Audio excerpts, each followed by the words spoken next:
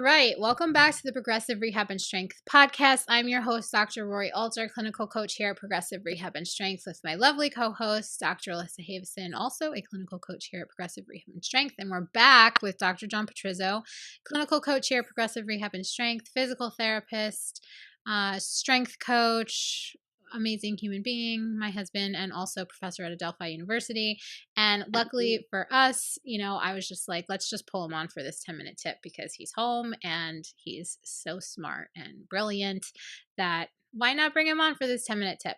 So in today's 10-minute tip, what we're talking about is figuring out if meniscus surgery is appropriate for you. And obviously, you need a doctor to help you figure this all out. But a lot of times the term meniscus tear or meniscus injury or damage to the meniscus or whatever scares people. And they think that they did something at the moment in time that they started to experience pain that caused the tear or change in the structure of their meniscus, and is the reason that they're experiencing symptoms. The doctor tells them they have a meniscus tear and suggests surgery or says, we can scope the knee. It's a quick, easy surgery and you'll be back to training or, physical activity in no time.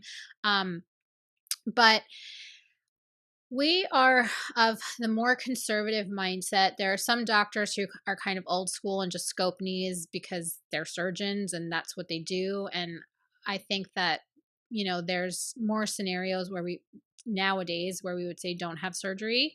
But there are very specific scenarios where we would say, let's have surgery. So what we want to do in today's 10-minute tip, which we will definitely keep to 10 minutes because my husband will get very mad at me and rip his headphones off and come in here and shut the podcast off if we don't stop at 10 minutes. So what we're going to do is talk about scenarios in which surgery is appropriate, and then the immense amount of scenarios where we would say do something conservative before jumping to surgery. So let me get my timer ready. This is when the 10 minutes actually starts, John. This is when the 10 that's why I told him 12 minutes. I told him 12 minutes and he said 10 minutes only. All right, hold on. All right, so timer set for 10 minutes and 3, 2, 1. Who wants to start talking about meniscus surgery? John, why don't we talk a little bit about the reason? Well, any of us can talk about this. So whoever wants to take this conversation, go with it. So tell us a little bit about what the research says in terms of conservative management versus surgical management of meniscus tears. Who wants to talk? John. No, one of you guys can go. I'm fine with someone else starting. You guys said you were just looking at some articles, right? Yeah. So the research nowadays, or for the last couple of years, has shown that there's really not much of a difference between conservative treatment and surgical outcomes when it comes to managing meniscus tears. And the reason, in my opinion, or my belief that this is the case, is because meniscus tears probably already exist in your knee, and the tear isn't necessarily the reason why you're experiencing symptoms. But if it is, then it's not. It's not the tear was there before it got inflamed, and for whatever reason the knee got inflamed, the meniscus got inflamed, and we just got to calm it down so that you're back in this kind of like homeostasis with the tear existing. The research shows that we can do imaging on most parts of the body or all parts of the body, and there's going to be some type of degenerative change or damage. We don't like to use that word. We like to just use degenerative change or change in the joint that is atypical from like a perfectly beautiful joint. And this is found amongst asymptomatic people at a high percentage or at a high rate, right?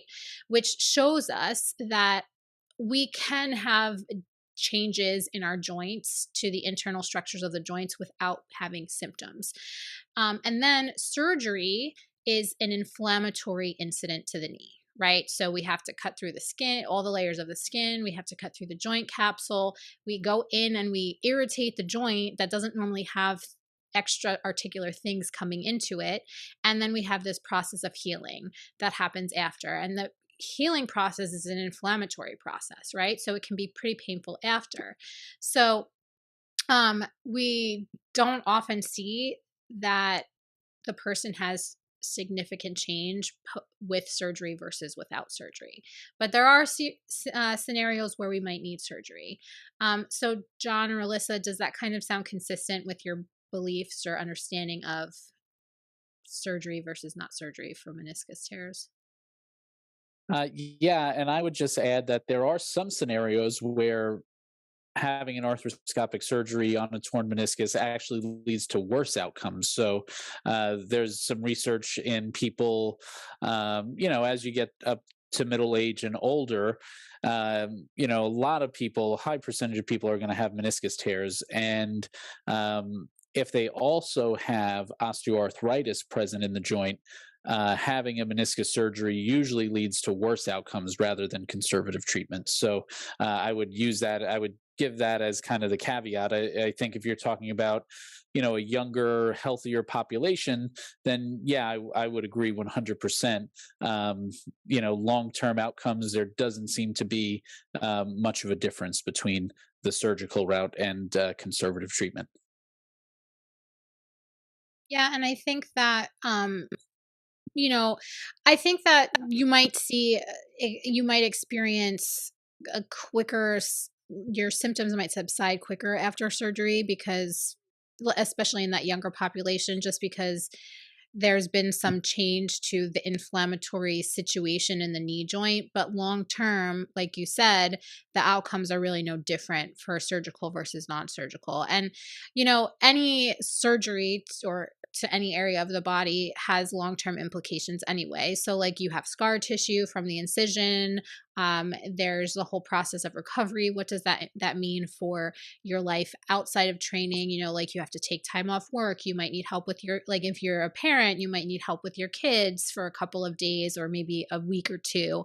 So you have to think of like what your home environment looks like, what your social and occupational role and obligations are in terms of making that decision for surgery and looking at the long-term outcome. Are the short-term things that you have to go through worth it in the long term if the outcome is the same? Does that make sense?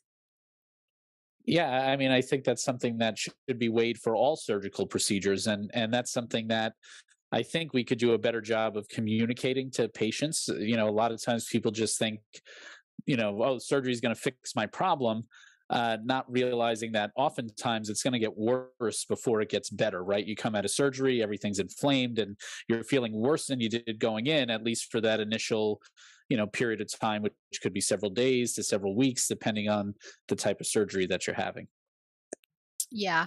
And, I think when you are experiencing knee pain, it's hard to think like, oh, I have to work through this knee pain to start to feel better versus like, oh, I can have surgery and feel better. But they don't think about, okay, well, I could be where I am now in terms of my pain level and function and slowly improve versus get worse and be less functional for 6 weeks and be the same in 12 weeks, 6 months. They don't really think about that. And I don't think that doctors do a really good job of educating people on, they say, oh, it's a quick surgery.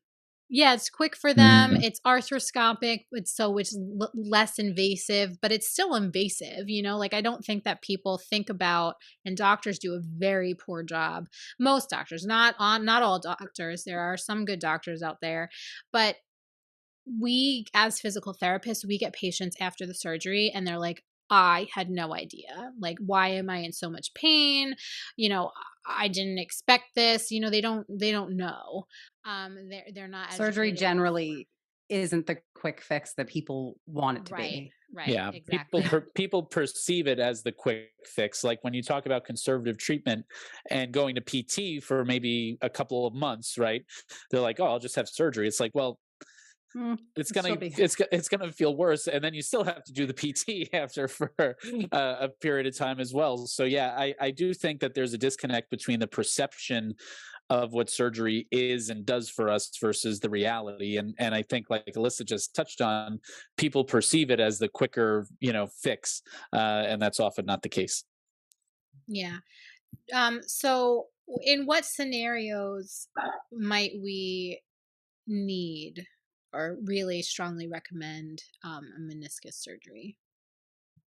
Well, like we mentioned previously in the podcast episode, um, if the knee is catching and locking, right? So if the person is experiencing that sort of sensation, then that certainly warrants further investigation. It could be the sign of a larger tear that is, maybe getting impinged in the joint. And now, the other thing I would say is if you've already tried conservative treatment and your symptoms have persisted, right? So I actually just did an evaluation this past week. A Division I track athlete. She was coming to us over the summer. She had a discoid meniscus, which is a larger, more oval shaped, generally thicker meniscus. So it's a abnormal meniscus that had become symptomatic. Atypical. So we treated her over the summer and she got better. She felt good. She participated in her cross country season this fall. But by the end of the season, as she accumulated fatigue, her symptoms started to come back and were worse than they were previously. So she went and had that addressed surgically. And now hopefully, she'll have a better longer term outcome instead of having these kind of periods of ups and downs. So I would say catching and locking or just failed conservative treatment, that doesn't get you where you need to be. I think that's a really good point where you just mentioned accumulated fatigue. And I think that, when we're looking at changing someone's or influencing someone's symptoms, especially from a conservative standpoint, we look at managing load, managing training fatigue, managing the forces on the knee through technique and through our program. And I think this is an important point because typically we think of like, okay, failed conservative treatment or catching, locking, that kind of thing. But failed conservative treatment, it depends on, are you really managing load, technique, fatigue, and all that stuff appropriately? However, when it comes to like a higher level athlete, and are they able to, with the conservative treatment and the management that you're doing, are they able to train at a level? Our time is up. Are they able to train at the level needed to be competitive and participate in the sport at the competitive level that they want to or that they need to for college, professional sports, etc. Right?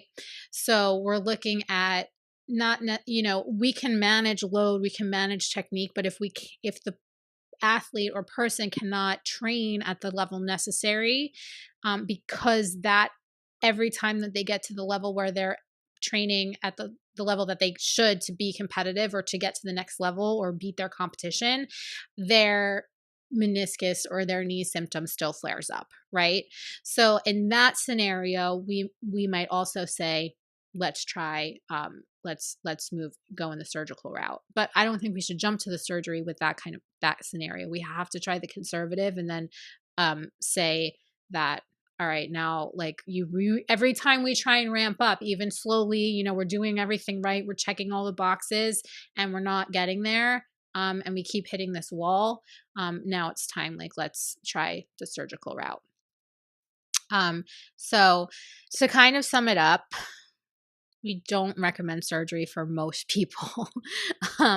We say try conservative measures. If your doctor wants to do injections, we don't typically recommend steroid injections. There's other types of injections like Synvisc and hyaluronic acid injections, and then conservative management. So physical therapy, training, program modification, technique modification, movement modification. And then if we're at a point where we've tried all of that and we're still not making progress or we're falling into this trap again with the knee symptoms, then maybe it's time to pursue surgery. However, if we're experiencing that locking, we can't straighten the knee, we're getting a lot of clicking with locking, then maybe it's time for surgery. Does that sound right? Either whether it's right or wrong, we're out of time, so we have to go. You're so mean to me. All right, fine. But yes, that sounds right. Anything else you want to add, Alyssa? I think you covered it, and we've been cut off. Yeah, we've been cut off. All right. It's false advertising. I didn't. You would. Maybe we should have John here more to enforce the timer. Maybe we'll be having you on the 10 minutes. 10 minutes, we're done. 10 minutes. Oh, it's 2:00. We have another meeting. We got to go. You're getting kicked off now, John. Bye. Goodbye. Bye.